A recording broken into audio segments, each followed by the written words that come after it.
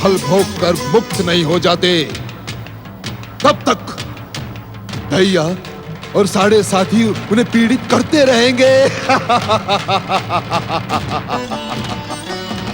मैं उनसे तुम्हारा परिचय करवाता हूँ। दैया, साढ़े साथी, आज्ञा। कर्म के अनुसार फल देने वाले शनिदेव, आज्ञा। मेरी माता और मेरी बहन का स्वागत करो। शनिदेव की पूज्य माता श्री एवं प्रिय बहन श्री की जय जय जय। पुत्र शनि, दैया, साढ़े साथी, ये तुम्हारे कौन हैं? ये दोनों मेरी इच्छा मात्र से जन्म लेने वाले हैं माते। ये संसार इनसे शनिदेव की पनौती के रूप में परिचित है।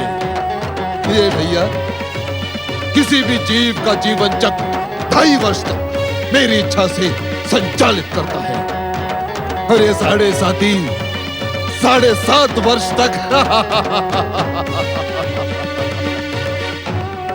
किंतु तुम्हारा शनि लोक त्रिदेवों की सृष्टि से भिन्न है शनि। हाँ माते, त्रिदेवों की सृष्टि से हमारा ये शनि संसार पूर्णतया भिन्न है। यहाँ त्रिदेव अथवा सूर्यदेव जैसी शक्ति भी हस्तक्षेप नहीं कर सकती माते। यहाँ शनिदेव की इच्छा का शासन है, शनिदेव द्वारा निर्मित न्याय व्यवस्था है। भाग्य विधाता शनिदेव की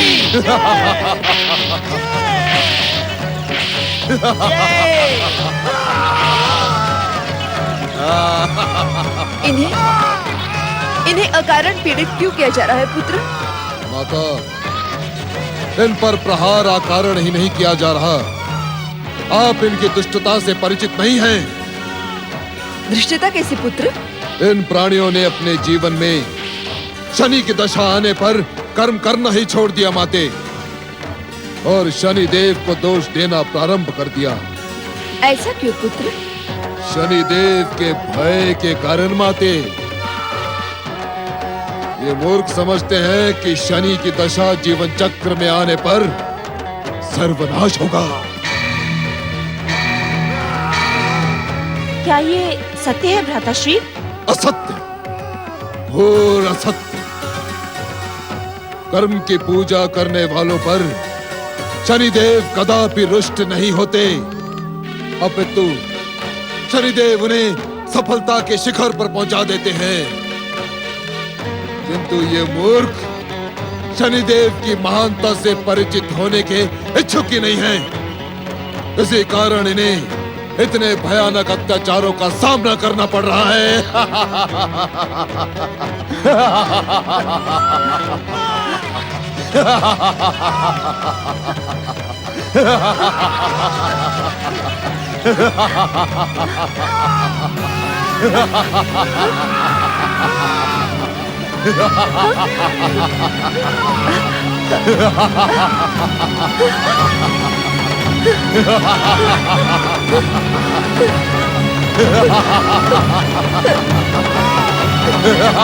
नहीं!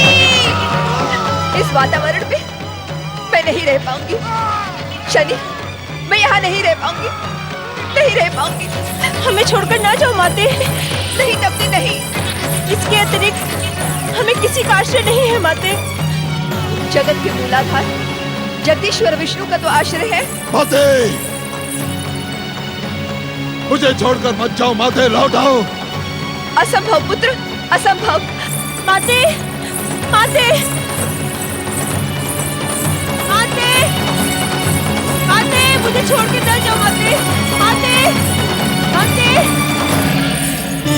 मुझे छोड़ के ना जाओ माते, मुझे छोड़ के ना जाओ माते, ना जाओ माते, माते, मुझे छोड़ के ना जाओ माते, माते, मुझे छोड़ के ना जाओ माते, माते।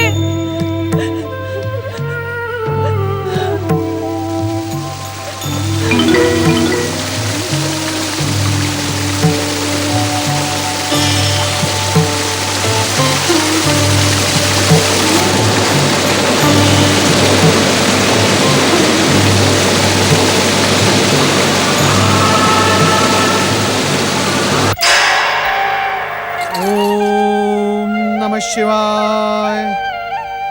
नारायण नारायण। परमपिता। नारद, पिता सूर्यदेव के प्रति पुत्र शनिदेव के चेतावनी भरे स्वर सुनकर तुम विचलित हो गए। नारायण नारायण। परमपिता, शनिदेव के वो स्वर सुनकर कोई भी विचलित हो सकता है। सब में और तुम में कुछ अंतर है नारद। तुम हमारे मानस पुत्र और त्रिदेवों के प्रिय पार्षद हो, तुम्हें विचलित होना शोभा नहीं देता। क्षमा करें परमपिता, कृपया आप मुझे क्षमा करें। मैं अपनी उत्तेजना के लिए आपसे क्षमा मांगता हूँ। नारद, क्षमा में वो शक्ति है जो व्यक्ति को श्रेष्ठता की शिखर तक पहुंचा सकती है। जो झुकना जानता है वही तनकर खड़ा हो सकता है। जो झुकेगा नहीं, तनकर खड़ा हो जाएगा, वो तूफान के एक ही झोंके में भूमि पर आ गिरेगा। नारायण नारायण। परमपिता, यदि आज्ञा हो तो एक प्रश्न। एक नहीं नारद, तुमने हमें अपनी भक्ति और क्षमा भावना से प्रसन्न किया है। तुम इस समय हमसे जो भी प्रश्न पूछोगे हम तुम्हें संतुष्ट कर देंगे। नारायण नारायण। परमपिता, प्रश्न तो एक ही है। सूर्यदेव जैसे सरल और तेजस्वी व्यक्ति के परिवार में क्रूर और कठोर पुत्र का जन्म क्यों परमपिता, क्यों? नारद, तुम्हारा प्रश्न तो एक है पर अर्थ अनेक है। नारद, सारे संसार की सेवा करके सारे संसार को प्रकाशित करने वाले सूर्य ने अपने नित्य कर्मों के कारण अपने परिवार पर अधिक समय नहीं दिया। इस कारण सूर्यदेव के परिवार में यम, यमी, शनिदेव और तप्ती जैसे उग्र स्वभाव वाले बच्चे जन्मे। नारायण नारायण। परंतु परमपिता, इन बच्चों की उग्रता का प्रभाव सूर्यलोक की सीमा से बाहर निकल चुका है। इन बच्चों की उग्रता संसार को।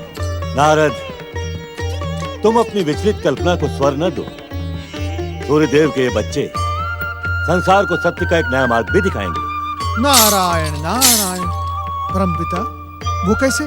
जहां मृत्यु और यम नियमों के भय से प्राणियों को भयभीत करके यमदेव भक्ति और सत्कर्म का संदेश प्रचारित करेंगे, वही शनिदेव संसार वासियों के भाग्यों का न्याय करके उन्हें सच के मार्ग पर चलने के लिए विवश कर देंगे। यह अब तक के प्रचारित मार्गों से सबसे अधिक विपरीत मार्ग है। परमपिता, क्या संसार इस मार्ग को स्वीकार करेगा? प्रारंभ में तो उन्हें विरोध सहना होगा, आरोप प्रत्यारोप का सामना भी करना होगा, पर समय के साथ पृथ्वीवासी इस सत्य को स्वीकार करेंगे कि यम नियमों एवं शनिदेव के मार्ग उन्हें सत्य और भक्ति की ओर उसी तरह ले जाते हैं जिस तरह धर्म के अन्य मार्ग। तब तो संसार में इनकी भी कीर्ति स्थापित होगी। शिवेच्छा से इनकी कीर्ति तो इनके जन्म के साथ ही स्थापित हो चुकी है नारद। नारायण नारायण। परमपिता, सूर्यदेव के परिवार के भविष्य का क्या होगा? नारद, अश्वनी के रूप में श्री हरि विष्णु की आज्ञा से की जा रही देवी संज्ञा की सूर्य आराधना कभी विफल नहीं होगी। उसका सुपरिणाम सूर्यदेव के भावी जीवन को प्रेम की मधुरता से भर देगा।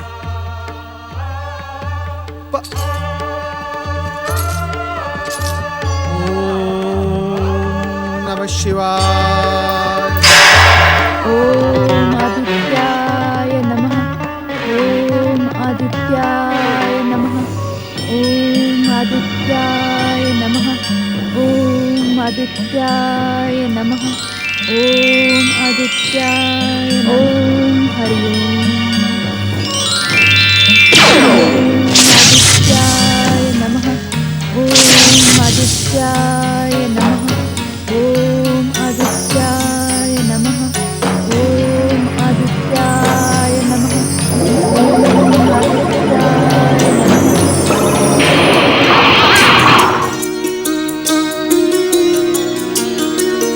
स्वामी, ओम पतिदेवाय नमः। मेरे अपराधों को क्षमा करते हुए मुझ अभागन पर दया करने आप प्रकट हुए स्वामी। मैं धन्य हुई, मैं धन्य हुई। तुम्हारी तपस्या से मैं प्रसन्न हुआ देवी संज्ञा। अपनी इच्छा अनुसार वरदान मांगो। आपके परम पावन प्रेम के अतिरिक्त मुझे और किसी वरदान की आवश्यकता नहीं है स्वामी। प्रिय, इतनी लंबी तपस्या के पश्चात वरदान को प्राप्त करना तुम्हारा मूल अधिकार है। यदि जब तब व्रत के फलस्वरूप वरदान ना मिले तो भविष्य में भला कौन इसका पालन करेगा? अपने कल्याण का कोई भी निश्चित वरदान तुम्हें हमसे पाना ही होगा। स्वामी, यदि वास्तव में आप मेरे कल्याण का वरदान देने के इच्छुक हैं, तो ऐसा वरदान दें कि आज के पश्चात आपकी ये चरण दासी संज्ञा कभी आपके चरणों से दूर न रहे। आज के पश्चात तुम सदा मेरे हृदय की स्वामिनी बनके रहोगी प्रिय। और इस प्रकार अपने तेजस्वी पिता सूर्यदेव के विरुद्ध शनिदेव की शत्रुता स्थायी हो गई। इस स्थायी शत्रुता का एक और कारण शनिदेव की तामसी वृत्तियां भी हैं। अभिमान, अहंकार, रोष, क्रोध आदि के साथ राहु जैसे कुटिल मित्रों ने शत्रुता को शनिदेव के जीवन का एक अंग बना डाला। परंतु ब्रह्मदेव, शनिदेव जैसे महाहठी के सामने तुम्हारे इस किंतु परंतु का कोई लाभ नहीं होने वाला। वे जानबूझकर इस सत्य को स्वीकार करने के इच्छुक नहीं कि वे जिस देवी संज्ञा को अपनी विमाता समझ रहे हैं, उसी में उनकी विलीन माता छाया समाई हुई। स्वामी, मैं आपसे एक प्रश्न करूं? अवश्य देवी। आप तो सृष्टि के रचयिता हैं, प्राणियों के भविष्य का निर्धारण करते हैं। आपके मुंह से निकला हुआ वाक्य अटल सत्य माना जाता है, तो आप स्वयं ही शनिदेव के मन से इस भ्रम का अंत करके पिता और पुत्र में मित्रता क्यों नहीं करवाते? शनि का हृदय परिवर्तन असंभव है। बाल्यकाल से ही उसके हृदय में अपने पिता सूर्य के प्रति शत्रुता के भाव भर गए। संरक्षण और श्रेष्ठ संस्कारों के अभाव में पले बड़े शनिश्चर के मन से ईर्ष्या, द्वेष तथा मिथ्याभिमान कभी समाप्त नहीं होंगे। अर्थात पिता पुत्र की यह शत्रुता? हाँ देवी, पिता तथा पुत्र की शत्रुता का कभी कोई अंत नहीं होगा। तो क्या सृष्टि के अंतिम दिन तक शनिदेव इसी प्रकार सबका अहित करते रहेंगे? देवी, सूर्यपुत्र शनिश्चर पे तुम्हारा यह आरोप अनुचित है। शनिदेव सभी का अहित करते हैं, यह सत्य नहीं है। अपने महान पिता सूर्य के शत्रु शनि अनेकों के परम मित्र भी हैं। जैसे दैत्य गुरु शुक्राचार्य और दैत्य सेनापति राहु? नहीं देवी, शुक्राचार्य राहु के अतिरिक्त इस संसार में निष्ठा से कर्म की पूजा करने वाले और सत्कर्म करने वाले प्राणियों को शनिश्चर की महान कृपा प्राप्त होती है। चकित होने की आवश्यकता नहीं है देवी सरस्वती। विश्वेश्वर भगवान शिव की सृष्टि के लिए जितनी आवश्यकता सूर्यदेव की है, उतनी ही शनिदेव की भी है। अर्थात पिता पुत्र की इस स्थायी शत्रुता को विधाता और त्रिदेवों की भी सहमति प्राप्त है। तुम्हारी इस बात को हम इस प्रकार स्वीकार कर सकते हैं कि नियंता की इच्छा के बिना इस संसार का एक भी कण इधर से उधर नहीं होता। अब इससे पहले कि यह प्रसंग यहीं समाप्त हो जाए, हम आपसे एक प्रश्न करना चाहते हैं ज्ञान विज्ञान की देवी। स्वामी, आज ही आप कैसी उल्टी गंगा बहा रहे हैं? आप तो स्वयं ही संसार के हर रहस्य और हर प्रश्न का उत्तर हैं। फिर मुझसे ये प्रश्न कैसा? देवी, यह प्रश्न इस कथा से जुड़ा है। मैं चाहता हूं कि ज्ञान विज्ञान की देवी सरस्वती मेरे इस प्रश्न से संसार को इस कथा का मूल रहस्य समझाए। यदि ये प्रश्न संसार के कल्याण से जुड़ा है, तो मैं अवश्य इस प्रश्न का उत्तर देने का प्रयास करूंगी स्वामी। मैं तुमसे केवल इतना पूछना चाहता हूँ देवी कि तुम इस कथा से संसार को क्या समझाना चाहती हो? केवल इतना ही स्वामी कि जहाँ पर प्रेम और समर्पण हो, वहाँ पर शंका आशंका की सभी संभावनाओं को त्याग देना चाहिए। माता के मन का प्रभाव बच्चों के भविष्य पर पड़ता है और इसीलिए माता का मन सदैव प्रसन्नचित्त और आदर्श से भरा रहना चाहिए, जिससे आने वाले बच्चों का भविष्य भी संस्कारों और आदर्शों की सुगंध से महकता रहे। तुम धन्य हो देवी।